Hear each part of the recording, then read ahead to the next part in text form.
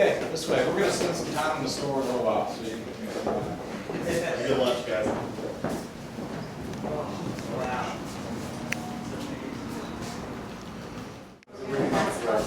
Or you can choose between 4-pole and 2-pole. 4-pole class at most.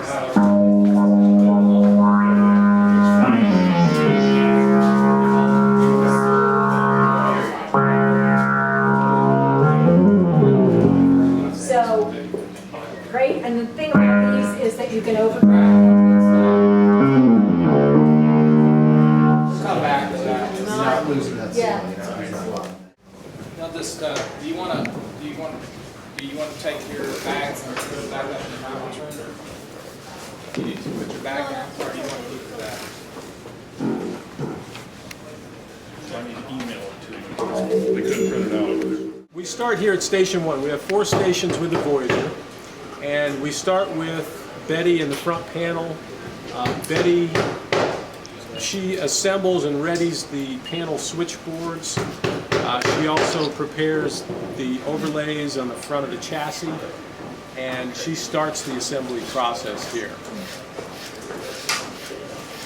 It's actually a good action photo. So we've got jigs that we use for alignment purposes.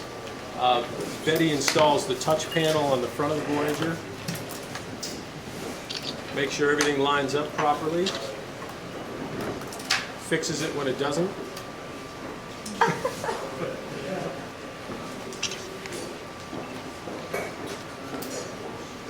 And you can see, if you notice, this is a special Voyager we're doing with all white switch caps.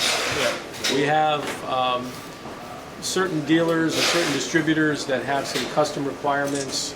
They request certain color switch caps, certain color retaining nuts on the back of the Voyager, just to make the product unique in some way to them.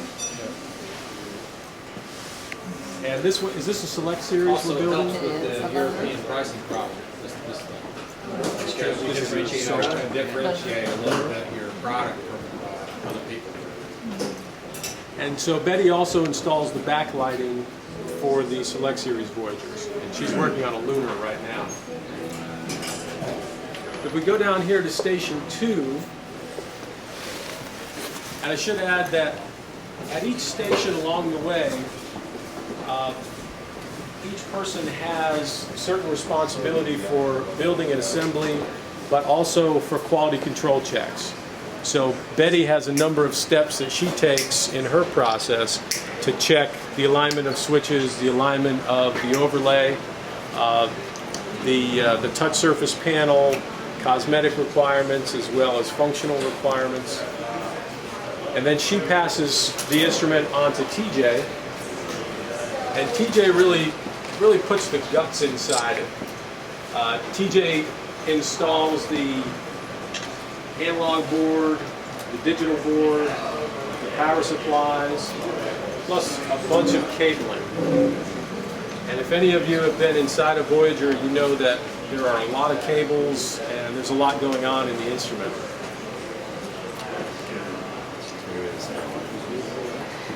And TJ also has certain TQC checks that he does to make sure that cables are dressed properly, the cables are bent and flexed the right way, so that when he closes up the chassis, nothing gets pinched or has any problems with ribbon cables getting cut or something like that.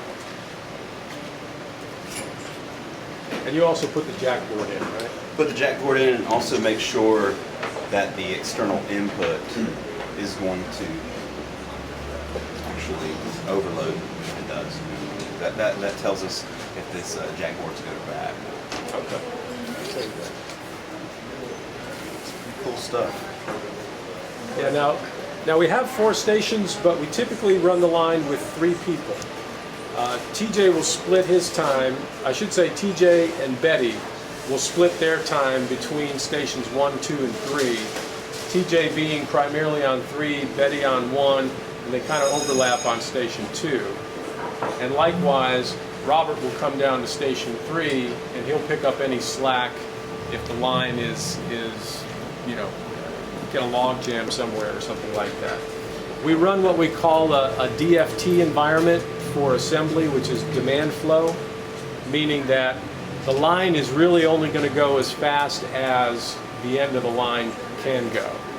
So we're not going to have a whole lot of product built up at Betty's station waiting on TJ. Likewise, we're not going to have a whole bunch built up here waiting on Robert. So when Robert finishes one task, he's going to come get the next keyboard. That means TJ is going to get the next chassis from Betty and move it like that. And that way, with 3 people and 4 stations, each one of them can help the other one out if they see that we're getting backed up somewhere on the line. Robbie, you ready for it? Give me a second. These are the LHCs. TJ, you want to come over here and just talk about the LHC for a minute? Yeah. And the left-hand controller is its own animal. It's a sub-assembly within an assembly. So there's some prep work that has to be done over here to be ready for the next Voyager coming down the line. You got the pitch side and the mod side. The pitch side is the spring. With the spring, you have to be careful whenever you're calibrating it, because you want to make sure that it's stable all the way around. If there's too much play in any direction, it'll cause the pitch wheel to make a funny noise instead of the key that you want it to make. And this is actually kind of a tedious station, just because making sure that none of the stuff gets scratched, make sure that the calibration goes correctly. When you get into it, actually dialing in the board is very tedious. You got to get the marks, you know, right on, or else you're going to have weird sounding pitch and mod wheel. So we have to have the right mentally stable person at Station 3. Call it sniper breathing. Because it is very finely tuned here.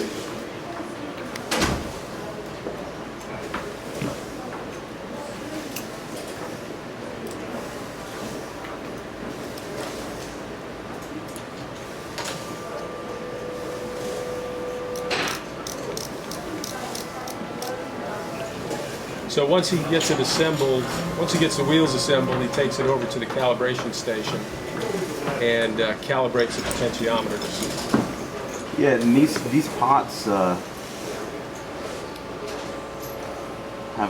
actually really sometimes hard to deal with, but you can do if one is actually kind of weird, you can use it as the mod side instead of the pitch side, because there's some more play in it. The pitch is a finer calibration. Definitely.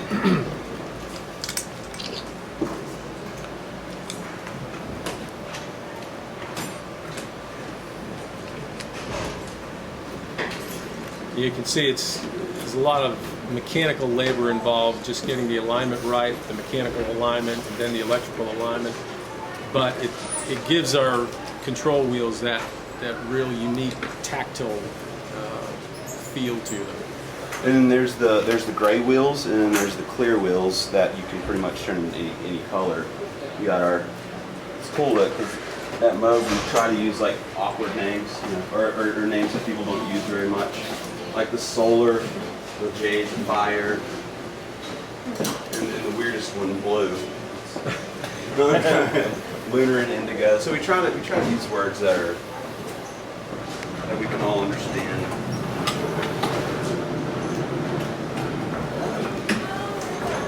And we've done a lot with the control wheels through the years, and looking at different vendors and using different vendors to find the right materials.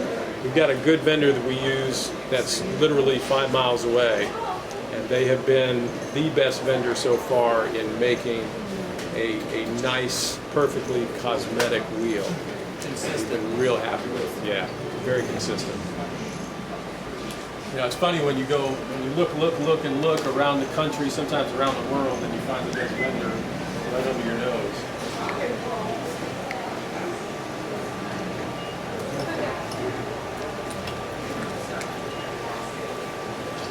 TJ, are you about to demonstrate something over there? I was gonna show the actual calibrating the board. Sometimes how tedious it can be.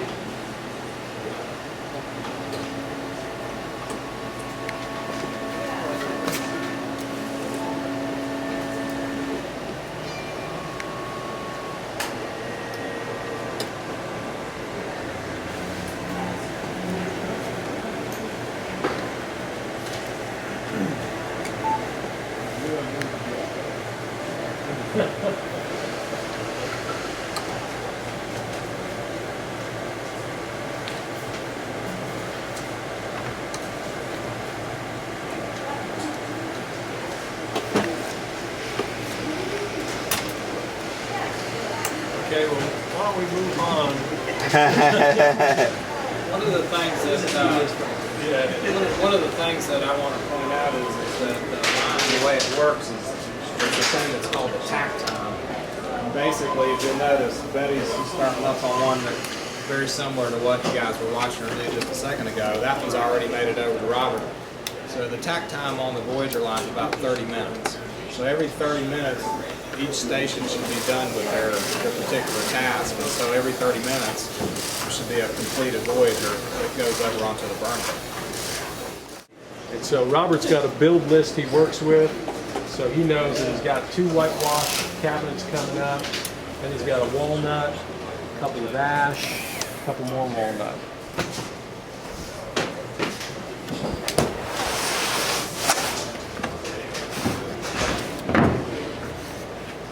Side piece is on.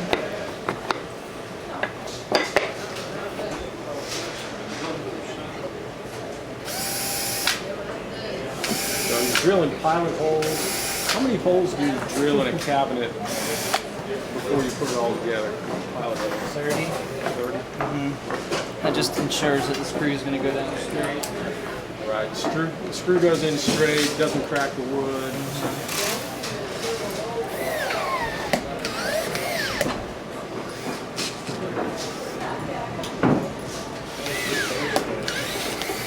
See, he's got his whitewash cabinet prepped over here. He's got to put in, for a select series, he's going to put in the cheek block with the potentiometer illumination control backlight. And he'll have that. You have that cabinet drilled out already? I do. So that cabinet's drilled and ready for the bottom plate to go on it. And then we'll put the chassis. Keeps good continuity with our employees. It's great for cross-training as well. And let's take a walk around here where Ian is. Ian, take a left. Go down that way and see what Voyagers we have. Okay. Colors with slims and the eyes are going to be. Yeah, you'll see that. Okay. This is not quite the ideal situation because we only have one that's built and burning in. Typically, we've got 8 to 10 that are burning in from the prior day production. And our calibration team, we have 2 calibrators that primarily calibrate Voyagers. And Voyager calibration it's really a 90-minute to a 2-hour process. It's maybe a little quicker than that if everything's perfect. But it does take a while to check functionality of the Voyager and do the calibration. So typically we've got 8 to 10 units that are on the burn-in rack that have been built the previous day, burned in overnight, and the calibrators will be working through those today. Now on this day, we happen to be almost completely caught up with production. And that's primarily because we've been doing a lot of building for Moog Fest and calibrating just as soon as Voyagers are available. So we've only got one in burn-in right now. But it's really fun to come over and look at the Voyagers that are burning in because usually you get to see all the species of wood, all the different color backlighting, and it's a nice visual display. Over here, this is Liz. Hey, Liz. Hey Liz, just wave. Ah, Wave, say hi. Hello. This is everyone from around the world. Hello, everyone from around the world. And Liz is working on a rack mount unit right now. But Liz and Andy in the other room are the Voyager calibrators. They are the ones that make sure the Voyagers tick correctly. That's right, yes. Tick-tock, tick-tock. Is there anything striking you want to display? Let me see if I can dial up a kind of a wild waveform. There's our fifth preset, calibration preset, kind of nice and wavy. Here. Yeah, they get to work with the oscilloscopes Scopes and meters and and all the funny pictures, funny waveforms. yeah, let's see if I can dial in. Anyway, there's a square waveform. This is one of the things that is so cool about our units is it's besides being analog, you have a continuously variable waveform, so you can get an infinite variety of timbres between triangle and then this very narrow pulse wave. Pretty neat. It's one of the things that is really cool is it is for people. Most people just wind up hearing the sounds, you know, or people perspective higher, but it's an extra dimension where you're actually able to see the waveform. Kind of cool. A little extra visual interaction. So, because I notice when I have visitors in my studio and I've got my equipment running and they can see the waveforms, it's just like an extra component for you know, they can also understand the sounds a little bit better. Yeah, it's pretty neat to see the sound you're hearing. You know, just see like what actually generates that sound. like an LFO. Here's an a super easy one too.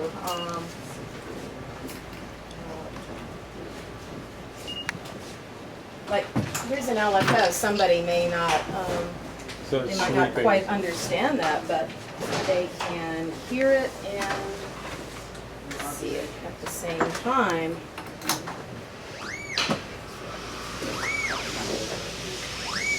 Yeah, Yep. so So that's that's my what- little pointer for today. That's what Liz is listening to all day. That's a great term. So Gary and of course Carol's building an Etherwave Plus right now. And Gary, what are you working on? I am recapping boards. Okay, so Gary's working on Etherwave boards right now. I don't think we're putting together any motor coders at the moment. But this area can alternate between Etherwave or motor coder production and assembly. And we typically have a DFT set up here as well, which is different stations for Etherwave building and for motor coders. And each station has got their checks that they do, their QC checks they do. They're operating on a DFT as well. And the successive person in the line is checking the work of the previous person, making sure everything's right, doing their part, and then passing it on. We've been very heavy on Etherwaves this week, but what we do is we rotate our production. We're not building, we're not building all products all the time.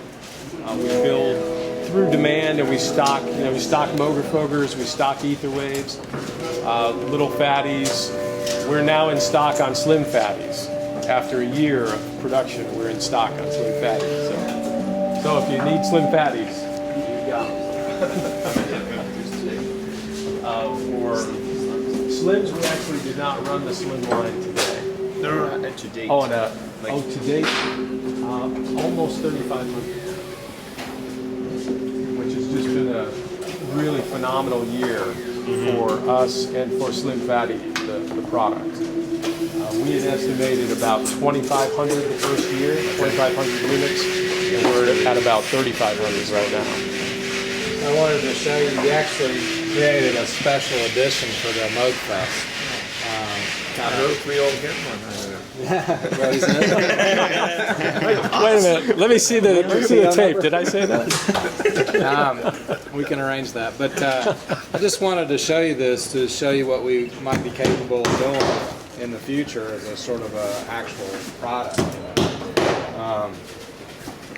We could actually, maybe next year we could actually do a whole series of these prior to Moog Fest for you guys, so you could participate in your respective countries as an idea. Or we could offer, you know, something like this, you know, just as a standard, or maybe a short run edition or something like that. I don't know how you feel about something like that, but you know, I think it's kind of cool. I don't know. It was done on a variety of different woods. We have the cherry one, a couple others. White rock, black. They all look really cool.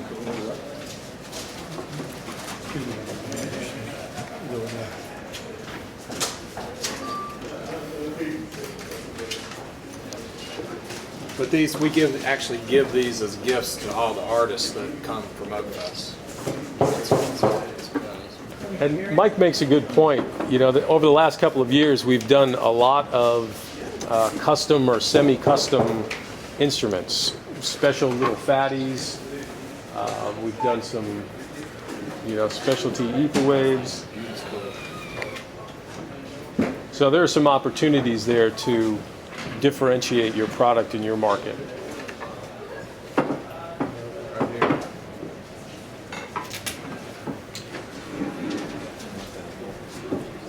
Yeah, we get this series. Cool.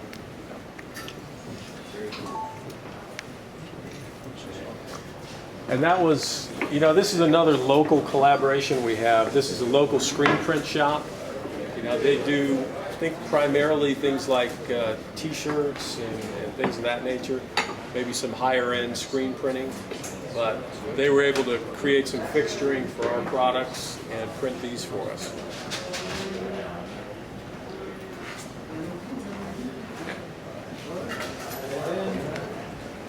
Just to point out, this area over here, we see a couple of guys working. We've got 2 packing tables over there, and that's where all the ether waves and the motor covers are packed. Those units are packed, staged on carts, and then those carts are sent to our warehouse where the product is staged for inventory purposes, but then also shipped out. For some of the other units, the bigger instruments, the Voyagers, the little fatties, we actually do the packing in the warehouse because it's a lot more involved. They need a lot more space. The boxes are bigger and things like that. But everything stays up in our production area until it's ready to be packed. So in other words, we don't want these Voyagers sitting in the warehouse collecting dust, you know, pallets are moving around. We keep these up in production until they're needed for shipping, and then they're taken and packed up. And also, I'll just show you our Slim Fatty line, which we're not running today. We talked about. But again, the Slim Fatty line runs like the other lines. We start down here at station 1. And we've got a few that we actually left in process when we stopped the line. We start down here at station 1. Very similar to how the Voyager line, the Voyager is built. We start with the front panel, putting on the switch mat and the front panel switchboard, the light pipes, etc. And then we move it down to station 2, where the back panel gets assembled, other circuit boards are put in, and then that goes down to our station 3. What's a little bit different about the Slim line and the Little Fatty line is that the software gets loaded here at station 3. So at station 3, we actually power the unit up, we load the firmware in there, and we start doing some functional checking, voltage checking, basically a pre-calibration. Whereas the Voyager line, there's not a lot that happens in terms of powering the unit up before it gets off the line. Most of that happens in calibration, so the calibration takes a long time. But here we do about half of the testing and calibration on the line itself. Then the unit is burned in overnight, plugged in. The next day it gets final calibration, which for Slim Fatty and Little Fatty takes about 15 to 20 minutes for final testing and calibration. So we can put out typically 20 to 25 Slim or Little Fatties a day. This was a major piece of technology that Cyril brought to the party when he came. The Voyager, I'm sure that Liz or whoever talked to you showed you that there's manual potentiometers and you have to dial every single one of them in. Well, on the little fatty and the slim fatty one of the major reasons we were able to get the price down is because we took that process of the calibration process is done automatically with a program that runs in the background. That's why they can auto-calibrate, auto-tune, all that kind of stuff is with an algorithm Cyril instituted with the little fatty. So it doesn't take an hour to tune them up. It only takes 15 minutes now. Big cost savings. Have you all seen inside of a slim fatty? Just wondering if there's one that we could just take apart here for a second.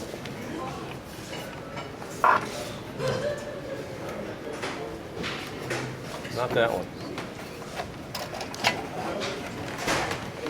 But the slim fatty, believe it or not, this has more circuit boards in it than the little fatty.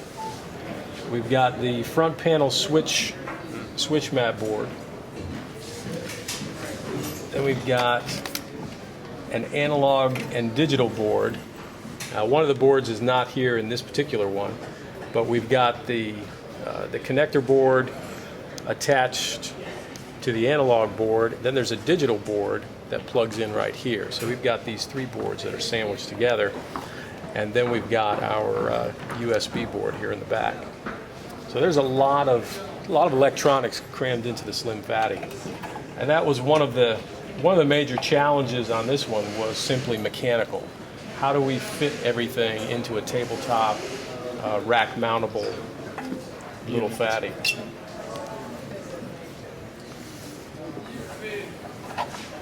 And one of our engineers, Steve Dunnington, was a project manager on that, and he did a great job fitting it in there. Let's go down. We'll take a look at the little fatty line real quick.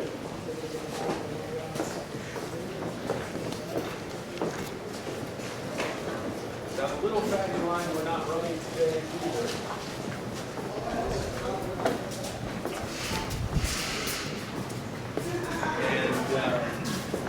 Little fatty, as you all know, is one of our premier products. It's been just a remarkable seller for us through the years. I think we're, what are we, about 15,000 little fatties sold. So the slim is trying to catch up, but it's going to be a few more years before it does. But the little fatty continues to be just a great product for us. Very good seller around the world.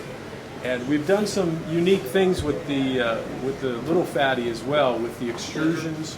Have you all seen any of the red extrusions or orange extrusions in the marketplace? Okay, so those are some of the customized types of things we've done with the little fatty, and just adds that little bit of extra differentiation. The red little fatty was really big in the Australian market. And the orange little fatty we sell here in the United States with one of our dealers. So there's some neat things you can do with the little fatty. And then, well, of course, we have a lot of little fatties burning in over here. And these are ones that we built. We built these on Tuesday or Wednesday, finished up yesterday. These are all burned in, and now they're just awaiting calibration. Come over right over here, you can actually see going through the auto calibration process on all three of these units right here, this one too. So you can see right here at the top, it's looking at MIDI note number 36, calibrating oscillator 2, and it'll switch over in a few seconds. And if you plug a set of headphones in here right now, you'll hear it go. It'll just be, before it gets tuned in. I can't repeat that, by the way. But that's the process that I was just talking about. These are actually going through it right now. All right, and have you all sold the Moog guitar? Yep. Anybody? Okay. Hey, James. Now this is a small room, but James, in fact, why don't you bring out? Can you bring out a couple of lap steels and show those off a little bit? James is going to bring out a couple of guitars. I'm sure you've all seen the E1 guitar. This is the Moog lap steel. which is a custom guitar. We have a luthier in Raleigh, North Carolina, which is about 200 miles away. He builds these for us, and we put all the Moog electronics in them. And it's been a really good niche product for us. I think we've probably sold about 10 of them by now. Yeah. It's a very customized product for a very customized player. I don't know how many of you play guitar, but playing a regular electric guitar and a lap steel are two different worlds, you know. But it's a great instrument. They're beautiful instruments, as you can tell. This one is actually one we had made for Moog Fest, so this will be on display and or being demonstrated around Moog Fest. You know, lap steel players are all about the sustain, and so there's no more, you can't get any more sustain than the Moog guitar, so they love this thing. All right, thanks, James. You're welcome. Getting ready to start building this one right now, so I've been looking forward to this one all day. Yeah, it's very lightweight, and I understand we got some really interesting engineering tricks in this guitar. There are some ferrite pieces that are placed actually in the body cavity because our pickups require a certain amount of shielding, and so there are ferrite pieces embedded underneath the top of the body, which is a really unique way to design them. Yeah, we had to do that to get the pickups in the right spot for the tone. And also this mod is going to be, I believe, a bolt-on, Yeah. so we don't want these to interfere with this pickup. This is a bolt-on neck. Yeah, and we don't want these to interfere with this pickup, so we had to do some really interesting things to get that to work in there.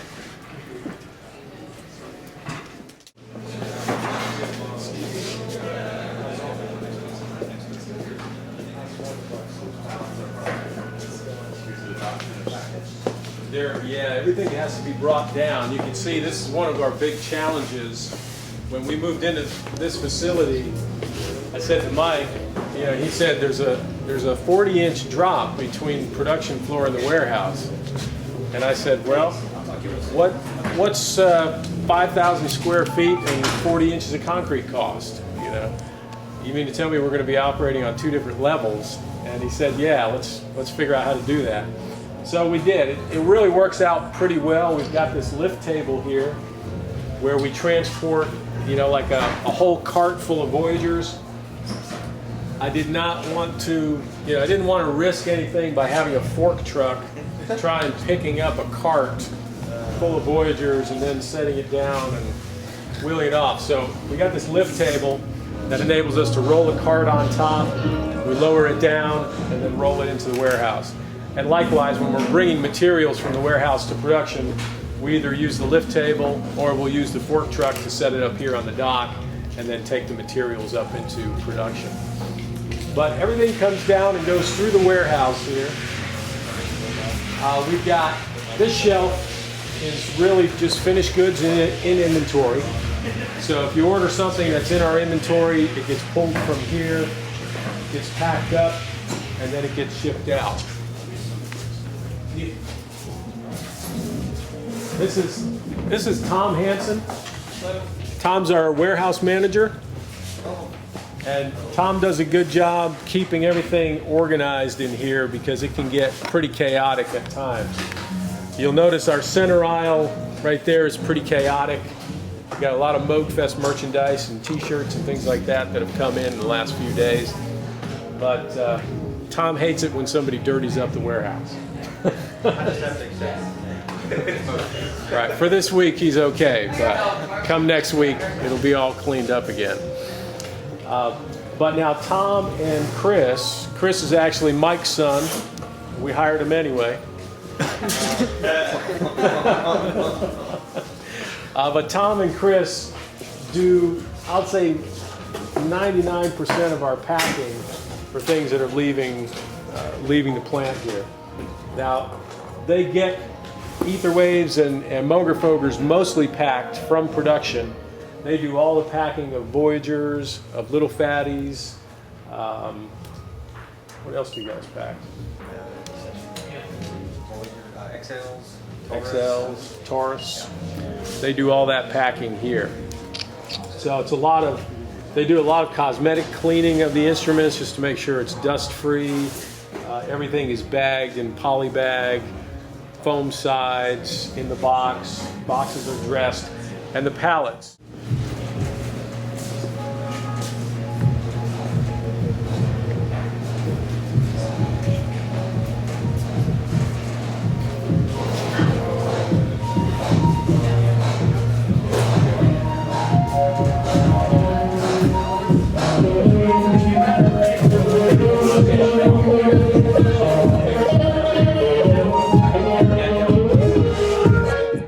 Get a lot of awards. That's good. One year we got a local award from a local outfit, and it said the sponsor of the. It was a really nice glass piece, you know. And the sponsor of the award was the George's Stormore like storage center or something like that, and it. They gave us the award. I looked at it. I was like, thank you very much. It's really nice. And I looked at it. It doesn't have our name on it anywhere. It just has George Stormore. Okay, that's good for him. This is, we took a screenshot of the handbook. It was a number one app. Luis, right there. And Paige McConnell from Fish. There's Herbie Hancock right there.